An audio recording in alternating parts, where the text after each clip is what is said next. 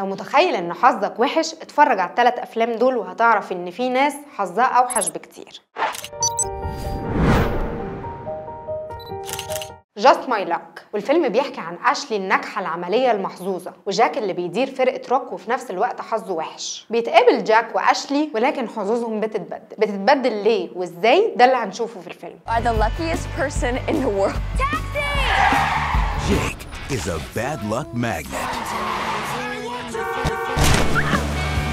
Can I give you a ride? Thank you. What's the worst that could happen؟ والفيلم بيحكي عن كيفن اللي بيحاول يسرق بيت ماكس، لكن ماكس بيمسك كيفن الحرامي وبياخد منه خاتم عزيز عليه، وده اللي بيخلي كيفن بيحاول ينتقم من ماكس. Come on, move it.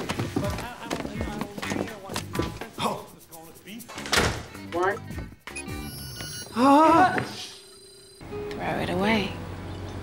Gone.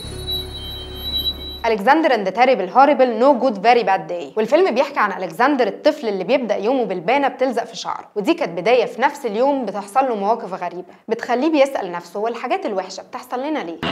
Anthony, I feel like no one understands me. For Alexander, life couldn't get worse. Gotta have the bad days so you can love the good days. خلصت حلقتنا واشوفكم الحلقة الجاية.